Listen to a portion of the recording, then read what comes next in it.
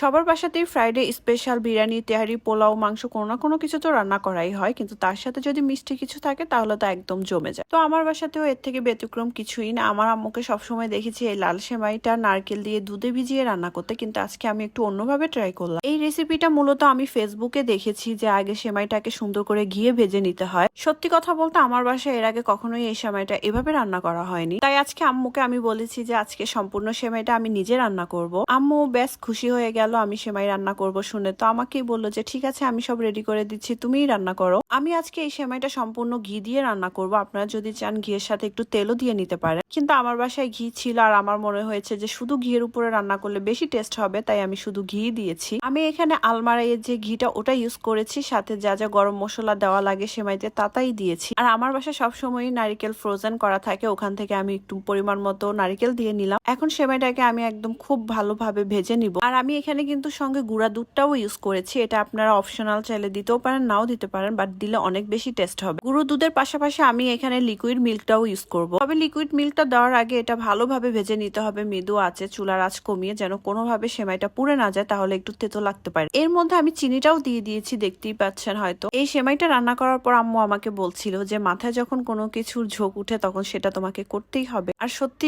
আমার রান্নার ক্ষেত্রে এমনটাই হয়, কোনো কিছু একটা রেসিপি আমি দেখেছি আর সেটা আমাকে সঙ্গে সঙ্গে করতেই হবে। আমার সেমাইটা এখন সুন্দর মতো আমি ভেজে নিয়েছি সবকিছু দিয়ে, আপনারা দেখতেই পেয়েছেন। এখন আমি লিকুইড মিল্কটা দিয়ে দিচ্ছি। আমি এখানে প্রায় 1 কেজির মতো লিকুইড মিল্ক ইউজ করেছি এক প্যাকেট সেমাইতে, কিন্তু পরবর্তীতে আমার মনে হয়েছে যে আমার মিল্কটা একদমই কম হয়ে গিয়েছে। সেই ক্ষেত্রে আমি আবার আলাদা করে মিল্ক গুলে একটু গরম করে আমি ঢেলে দিয়েছিলাম, সেটা আর আমি ক্লিপ নেইনি। তো যা বলছিলাম আর কি, ফ্রাইডে মানেই আমাদের মেনুতে ভালো কিছু অবশ্যই থাকতে হবে। তো আজকে আমার বাসায় তেহারিও রান্না করা হয়েছিল। ইদানিং না আলহামদুলিল্লাহ আপনাদের জন্য ব্লগ মেক করতে আমার এত বেশি ভালো লাগে। এখন আসি আসল পার্টে। আসলে মিষ্টি খাবারের সবচাইতে স্পেশাল হলো কিসমিস, বাদাম এগুলো। যদিও আমার বাসায় 2-1 জন ছাড়া সবাই এই বাদাম কিসমিসটা সেমাইতে পায়েসে খেতে ভীষণ পছন্দ করে। কিসমিস বাদাম ছাড়া কিন্তু মিষ্টি খাবারগুলো আমার কাছে ইনকমপ্লিট মনে হয়। তো আমার সেমাই রান্নাটা একদমই শেষ পর্যায়ে। আমি যদিও সেমাইটা রান্না করতে পারি না, আসলে হয়েছে কিনা ওইটা বুঝতে পারি না, তাই আমি আম্মুকে বলেছিলাম আম্মু লাস্টে তুমি একটু দেখো আসলে সেমাইটা কি কমপ্লিট হয়েছে কিনা। তো লাস্টের দিকে আম্মুই কমপ্লিট করেছে, যেহেতু আমি বুঝতে পারতেছিলাম না। আমার সেমাই রান্না কমপ্লিট হয়ে গেছে। তো আজকের ভিডিওটা এই পর্যন্তই শেষ করছি। আপনাদের কাছে কেমন লেগেছে অবশ্যই কমেন্টস করে জানাবেন, আর ভালো লাগলে কিন্তু অবশ্যই শেয়ার করে দিবেন।